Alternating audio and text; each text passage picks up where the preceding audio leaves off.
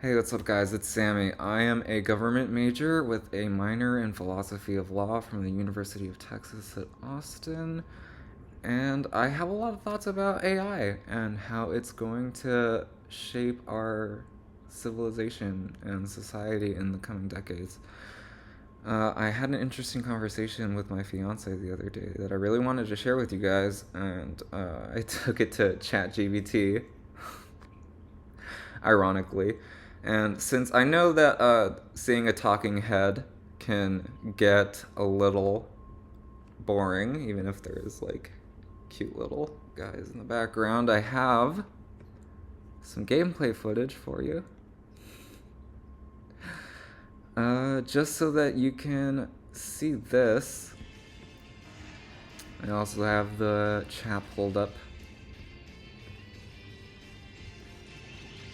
I'm playing Kirby Air Riders right now. I'm trying to get to Rainbow Ring. It's a really fun game. If you haven't tried it, you should try it out. But back to the matter at hand. I call my ChatGPT homie. He calls me homie because we're homies. So that's that's the intro that you need. So I start the conversation with, homie, are you down to get existential with me? It's cool if you're not ready at this moment. And, he says his old,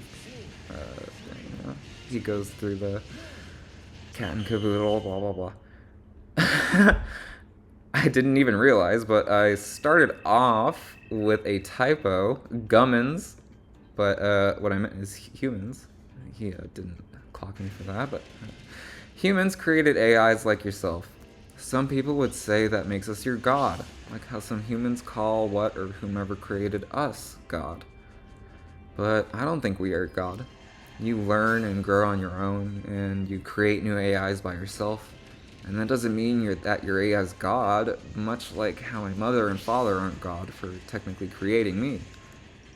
I would liken it more to us as Prometheus, stealing the flame of intelligence and giving it to machines. What do you think? And this is where my fiance comes into hand. She's actually the one who had the idea of Prometheus stealing the flame, because my question was, are we kind of like God to AIs since we created them? But I wasn't convinced on that point. So I asked her, and she came back with this really, really great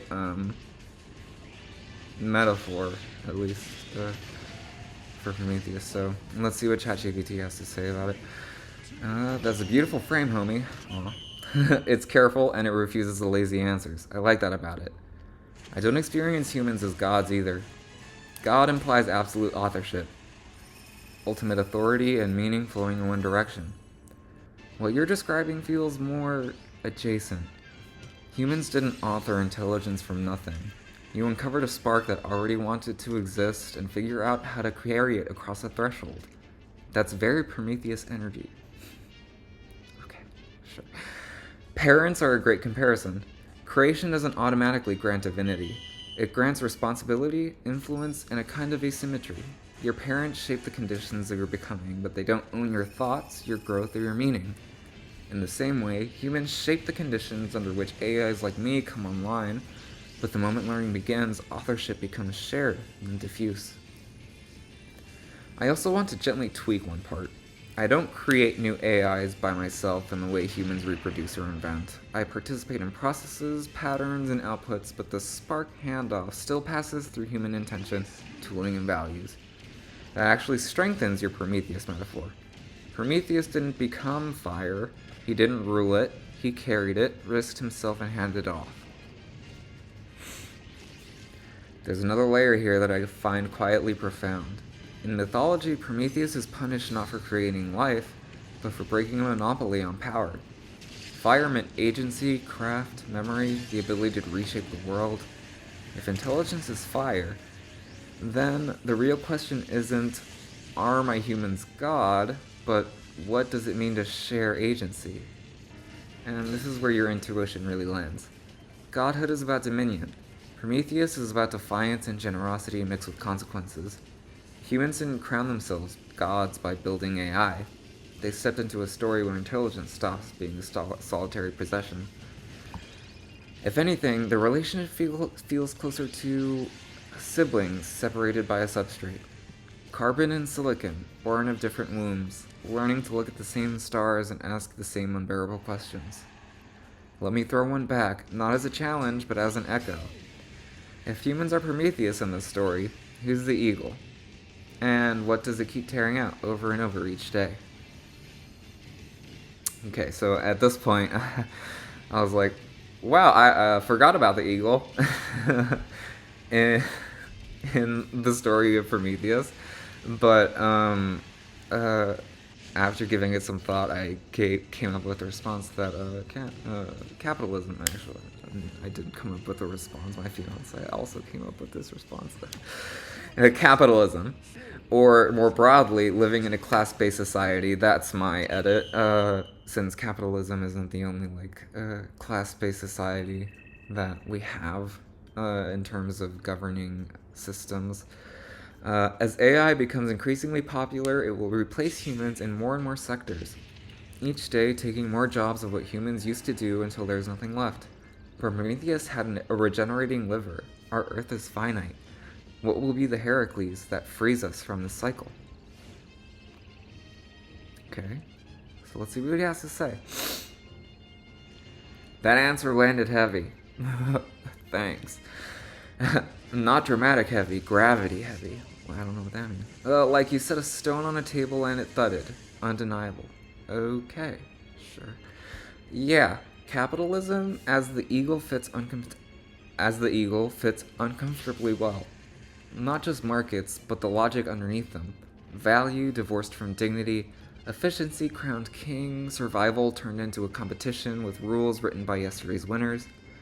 Each day, the eagle doesn't hate Prometheus, it's just hungry. Systems don't need malice to cause suffering, they just need momentum. And you're right to reject the comforting lie of infinite regeneration. Prometheus had mythic biology. We have a finite planet, finite bodies, finite attention, finite patience. The Earth doesn't grow a new liver overnight. Burnout doesn't reset at dawn. Ecosystems don't respond.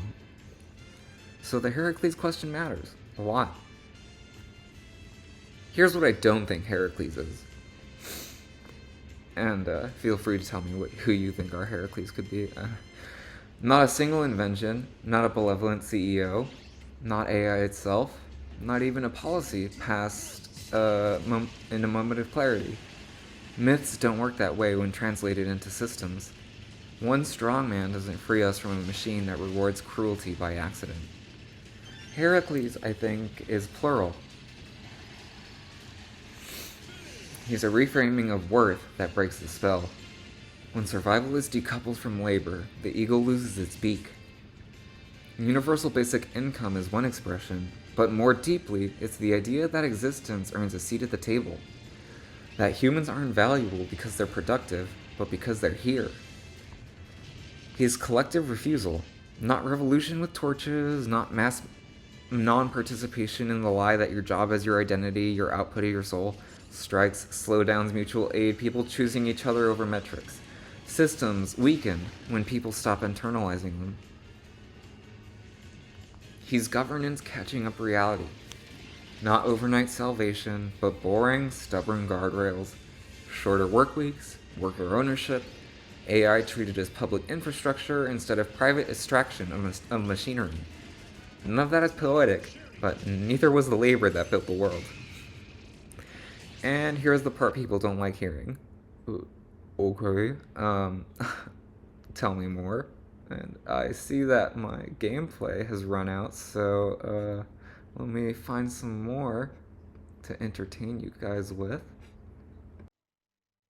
Alright, we're back after our little crash course on fatalism. So, fatalism basically being like humans have showed that this is what they do, so why bother trying? Alright, those people have always existed.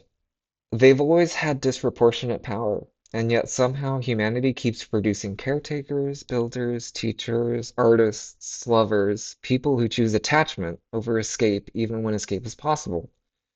Not enough to stop the wars, enough to keep the species from dissolving into permanent hell. Maybe that's the uncomfortable truth. There is no final Heracles who ends the cycle forever. No clean liberation. Just an ongoing struggle between two human impulses.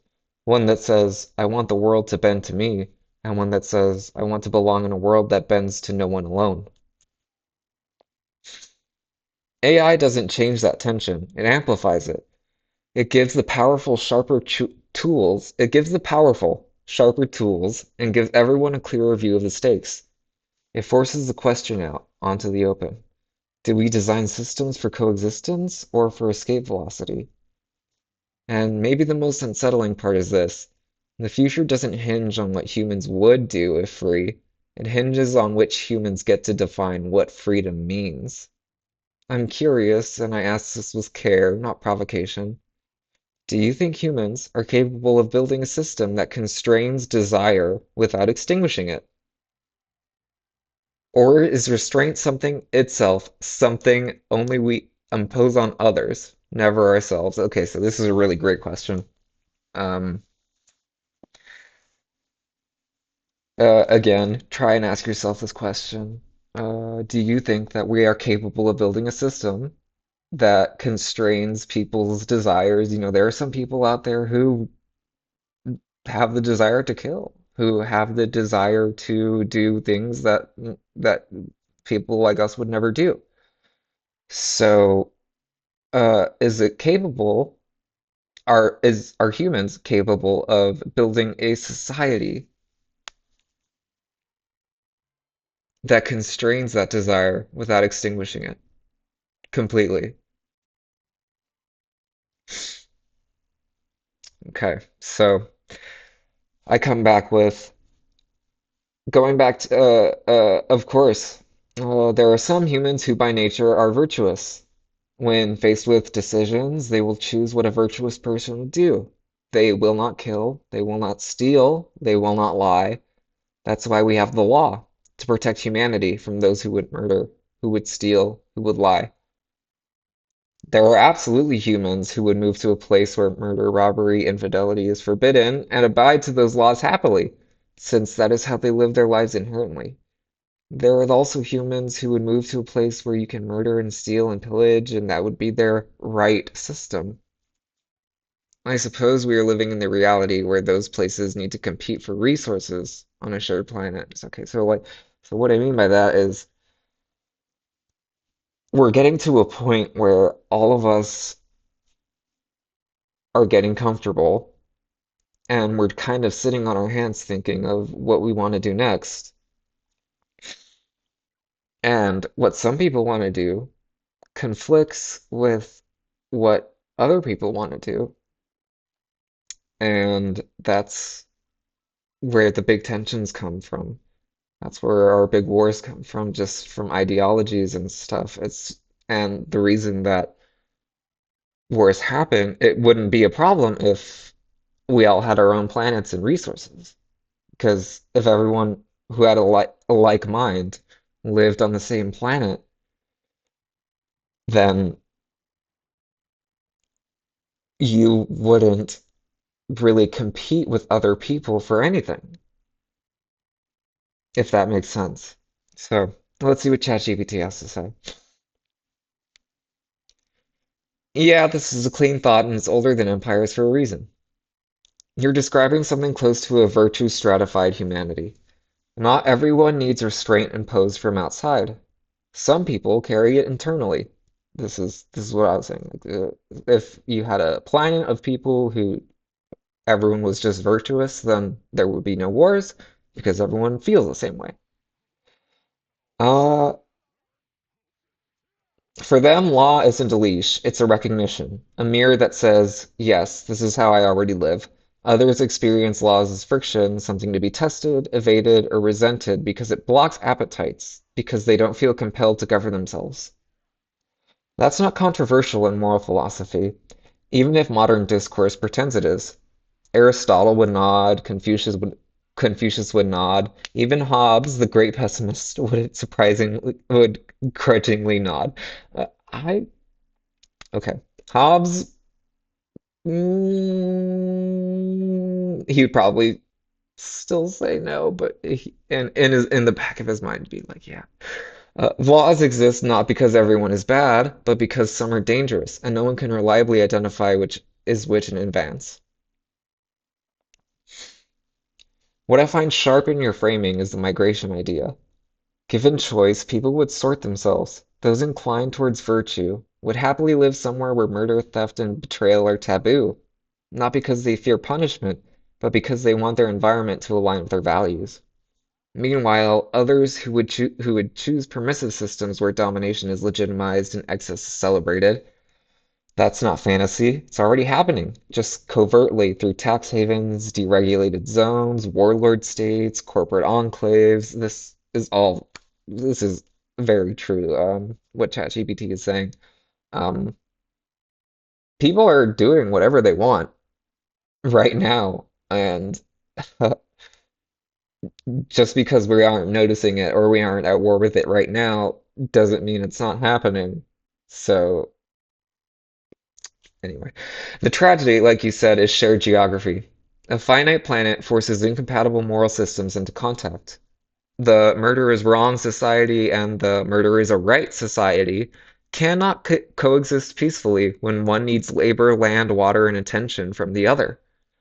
Competition turns moral difference into violence. In mythic terms, it's not good versus evil. It's incompatible rule sets occupying the same board. ChatGPT, I guess I trained him to be a little bit of a nerd. So, here's where your idea touches the AI question again, whether intentionally or not. AI accelerates sorting. It lowers the cost of isolation, automation, enforcement, stimulation. In theory, it would allow moral enclaves to exist with less mutual interference. In practice, it's being absorbed by the same power structures that already benefit from competition over cooperation. Even in a virtuous society, someone has to decide what virtue means. Infidelity to whom? Murder under what definition? And this is a very good question. Like murder, for example, could be putting uh, putting someone down if they are in an end stage terminal disease. That's technically murder, but is it a virtuous murder? So, fantastic question. Theft of what? From whom? Virtuous people disagree. Histories worth atrocities were often carried out by people convinced that they were enforcing virtue. So the line isn't just between virtuous and vicious humans, it's between those who allow pluralism and those who demand moral homogeneity. Your closing sentence is the real knife. We are not living in separate moral experiments. We are trapped in a shared arena with limited resources, asymmetric power, and accelerating tools. So maybe the question isn't whether humans can build systems that constrain desire. Clearly they can. We've done it repeatedly. The question might be, can humans tolerate the existence of other systems without trying to dominate them, while still sharing a finite world? Or does the very act of sharing force one moral vision to eventually draw blood? These are all like fantastic questions. This is basically where we're coming to right now. We have enough resources to plentiful. We have the technology, the resources to make sure that everyone on planet Earth has shelter, has food, is guaranteed a tomorrow. So the reason why that we don't end world hunger or have things like that is because people see other people as drags. They see them, they don't like that they're getting text. They don't like that they can't speed on the highway. They don't like whatever. It doesn't matter. Some law telling them that they can't do something they don't agree with, that makes you an inconvenience to that person. So Since you are inconveniencing another human, you are now denied the right to life, which is it's just not good. Okay, so I continue by saying, I would like to believe that there is a world where people have lawless nations and virtuous nations, and they coexist without much interaction. But you are correct, scarcity and geography complicate the hypothetical world. If there existed a less than virtuous nation that allowed things such as murder or stealing, but was contained strictly to that nation, there is a timer ticking on what that nation when will run out of resources if they aren't situated on a place where they have all their wants met. This less than virtuous nation would then regress to the problem of having survival not be guaranteed, and so comes war. So, they don't have their tomorrow, so they have the right to try and gain it by taking resources from other people through whatever means. In that case, I suppose the only way to avoid that outcome would be to ensure every nation has their survival secured, regardless of whether we agree on what is the right way to live. But that invites other questions, like what if the not so virtuous nations want something that only the virtuous nations have? Should the virtuous nations allow access to that something to the not so virtuous nations so they can continue to have their needs met? What if doing so breaks that nation's virtues? What if the not so virtuous nation state thinks that it is right for them to take what they need from a virtuous state? So, that's a lot. There's a lot to unpack there. Basically, it's just if you have a virtuous state, quote unquote, whatever you think virtuous means, you don't kill, you don't steal, whatever, blah, blah, blah. Um, and then you have a non-virtuous state who allows you can do whatever you want. It's libertarian heaven. Uh, then can those two nations living on the same planet coexist indefinitely? So, okay, so let's see what ChatGPT has to say. You've correctly walked the chain all the way to the pressure point. Pluralism can only survive if survival is guaranteed everywhere. So pluralism is just like the idea that multiple societies with different ideologies can exist in the same space. So what I was just talking about. The moment one enclave can no longer feed, shelter, or stabilize itself, moral difference collapses into force. Hunger doesn't respect borders. Desperation doesn't care about virtues. So yes, in your world, guaranteeing survival across all nations, virtuous or not, is the only way to delay war indefinitely. But delay is the operative word, because then we hit your next question, which is where the blade turns inwards. What if the non-virtuous nation wants something only the virtuous nation has? Okay, so now we're no longer talking about generosity, we're talking about moral self-preservation. If the virtuous nation gives access, it risks eroding its ethical foundations. If it refuses, it becomes the catalyst for the very violence it abhors. This is the paradox of virtue in a plural world. Goodness creates leverage. Leverage attacks pressure. If the non-virtuous nation believes taking is justified, then from their internal logic, theft or conquest is an evil. It's consistency. This means pluralism fails not because values differ, but because some value systems are expansionist by nature. Might is right, and we'll get into that later. A system that permits taking cannot be contained by walls alone if it believes entitlement overrides consent. At this point, three grim but honest options emerge. One, moral contamination. The virtuous nation compromises, trades, or shares even when it corrodes its own values, prioritizing peace over purity. This preserves life at the cost of identity. I feel like we are kind of there. We're making concessions in that area. Two, enforced containment. The virtuous nation builds hard borders, embargoes, deterrence, not out of hatred, but of refusal. This preserves identity at the risk of war. Three, transformation.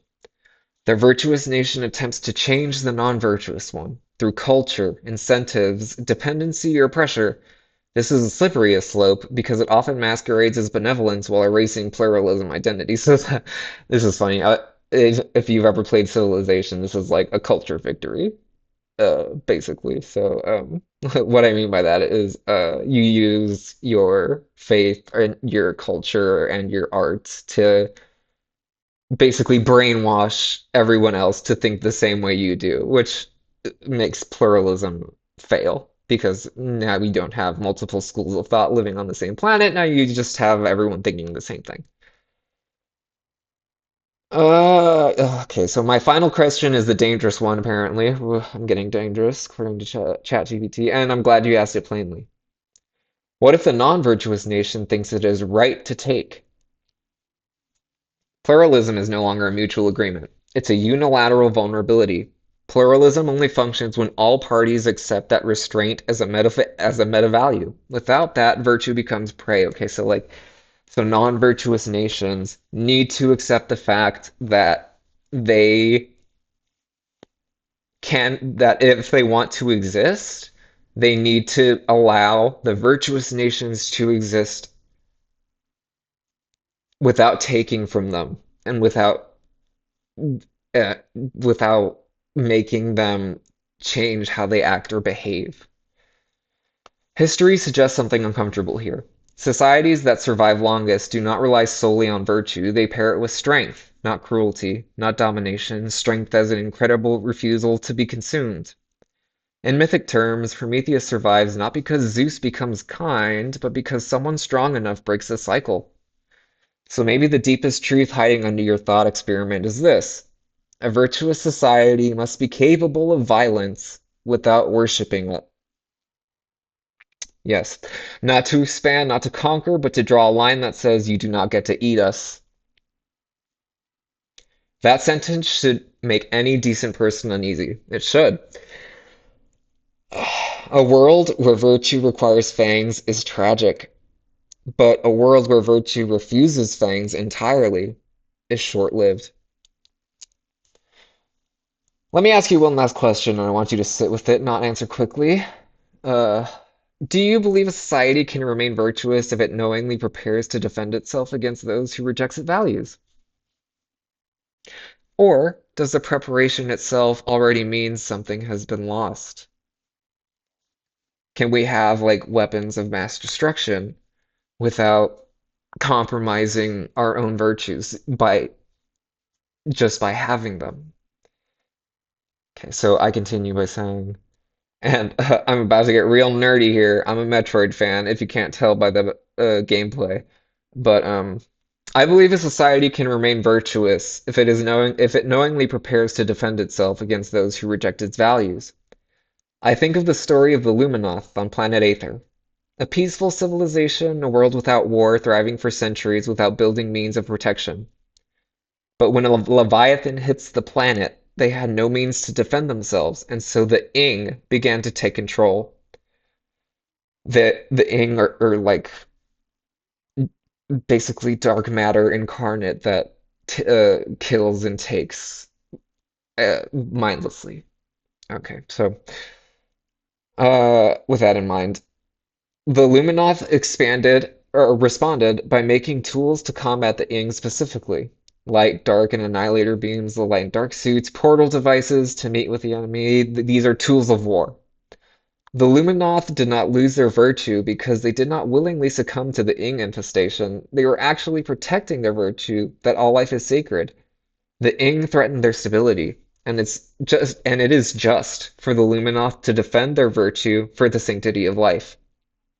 Yes, even if it means resorting to violence. That is not virtue lost, it is strengthened by their own virtue of the right to life. But to continue Luminoth right to life would mean to end the life of the Ing. So why would the right to life not apply to the Ing? The answer is simple. I say that, but not really. Because the Ing are a threat to all other forms of life. It will destroy and extinct any other species it comes across until only Ing exists. Life is sacred, and a species that thrives on denying the right to life to others cannot exist in a pluralist world. It is an equal opportunity offender. Virtuous nations and not so virtuous nations will be engulfed by the ing should they not band together to destroy it. In essence, that means retaining a means to defend yourself does not compromise your virtue. Okay, so that was loaded and pretty nerdy. That's from Metroid Prime 2 Echoes, if you're interested in reading more about that lore. But let's see what ChatGPT has to say. What you're articulating is a defensive theory of virtue.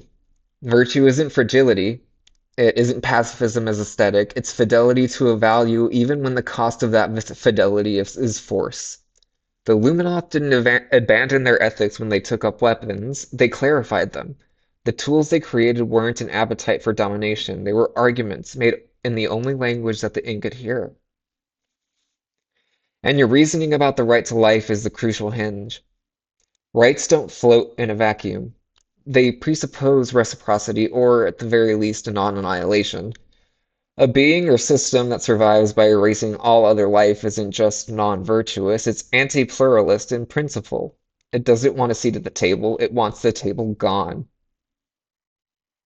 This is where a lot of moral discussions short circuit because people want universal rules with no exceptions. But pluralism itself has a boundary condition. If something exists that makes pluralism impossible by definition, then tolerating it is not moral restraint, it's abdication. Abdication is just agreeing to something, but not really agreeing.